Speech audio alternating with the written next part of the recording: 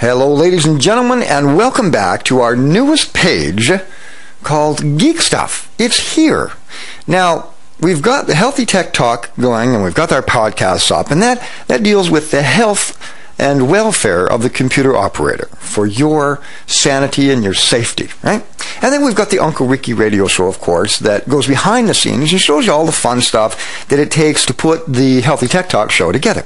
Now, here comes a really fun page. It's the geeky stuff. Now, I used to work at a call center, and there are so many great stories that I'd love to share with you. One in particular that stood out, and all the geeks here, I'll just bet none of you have ever run into this in your lives, geeky stuff. So here was the situation. Let me paint you a picture, because this is a lot of fun. And see if you can figure it out before I give you the explanation. I used to work in the corporate division of a laser jet department, okay? And these were very, very big corporate laser jets, okay? And we had a customer, now it didn't happen to me, but it did definitely, this is an absolute true story that happened at the call center that I worked for. The customer phoned in and they said, well, my printer is printing in color, and but it's printing very poorly, and I need you to send a technician out to take a look at it. And they said, oh, well, what's the model number and what's the serial number? So the customer gave them the model number and the serial number. And they said, no, ma'am, that's actually a LaserJet printer. It's a black and white, according to the model number. She said, no, it's printing in color, and it's not printing well, and I think I need, a new cartridge or whatever, but I don't know how to fix it. So the person at the other end of the phone, they said, well, no, let's go double check the model number and the serial number. I'm sure you just got it wrong. Maybe there's a machine, in the office next door or something, or somebody took the wrong model number, because this definitely has to be by the model number, black and white printer. This went on about 5 or 6 times. It's printing in color badly, and then the technician says, look, it is a black and white printer. This model number, it can't be anything else. It is a black and white printer. So let's lay the groundwork. You have a black and white printer, according to the manual and the serial number, that has to print nothing but black and white. Okay? Black print, black ink on white paper. You have a customer on the other end that is getting really upset and saying, look, I don't care what you say and I don't care what you do. It's printing in color. So we have a dilemma. We don't want to tell the customer they're lying, because obviously they're concerned, and we don't know what's going on. We don't know if it's misguided information. We don't know if somebody's reading the model number incorrectly. So I can't remember exactly what happened. I think they took, after about an hour of going back and forth, I think some smart tech said, look, take a picture. Take a picture of the machine. And sure enough, they took a digital picture, and they sent it to them, and sure enough, it was a black and white printer. That was it. It was a black and white printer, and it had a close-up of the machine. So do you think the guys, the engineering department, are scratching their heads by this time? They say, look, we got to look into this, because this is unheard of. It has to be printing in black and white, period. It can't do anything else. Now, this is true. So we have half the story saying it can only be a black and white printer. We have the customer, which is absolutely adamant, and I mean adamant, it's printing in color. Have you figured it out yet? This will drive you around the bend, and it's a lot of fun, actually. This is like a puzzle, like a Rubik's Cube thing. I've put it on a whiteboard to show you. There was a particular kind of printer that on a color printer, you have 3 distinct colors, the black, and then 3 distinct colors. Magenta happened to be one of those cartridges that you would put in a color printer. It was a rotating drum. There was a voltage spike on the resistor pack of the magenta cartridge of a color printer. Didn't have anything to do with the black and white printer.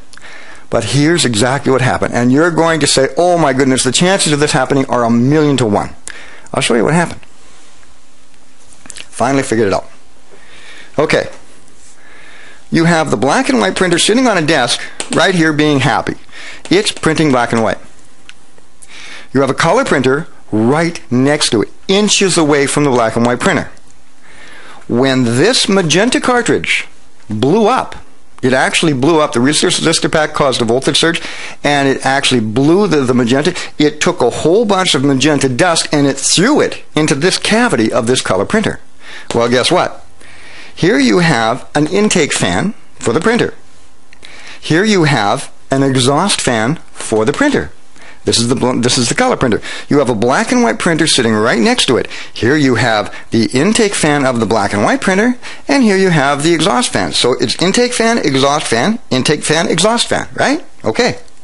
When the magenta cartridge blew up, it forced it through the exhaust fan of the color printer and into the intake fan of the black and white printer. Now, what are the chances of that happening? The technician that had this call, if I was not a drinker, I would have to start drinking after that, because what are the chances, okay? So you know for sure that it is a black and white printer, and there's no, and they guessed, okay, did they force a color printer into a black and white print? No, it's impossible. They will not fit. So by the time they figured this out, they think, oh my God, can you believe this? So you know what? This is a really neat, nerdy, geeky thing that, as I say, 1,000,000 to 1 shot. But that's how you get a black and white printer printing in color. Now, it wasn't printing very well, and that's what she said at the beginning of the call, didn't she? She said, I have a printer.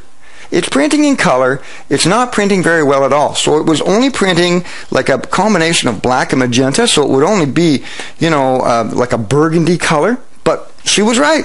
It was a black and white printer printing in color. So, this was so unique and so interesting that I thought that I would put it on our webpage. Now, there's another one. I've got a whole bunch of stories here. There's another one where every time when I was in the notebook, it was the desktop people, when the customer phoned in, they said every time they flushed their toilet, their computer would reboot.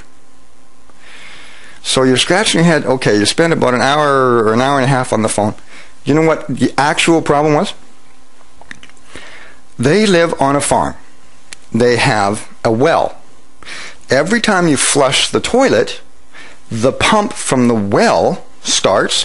It causes a power dip, and the power dip is just large enough to trip the power supply on the computer, because the computer was on the same circuit.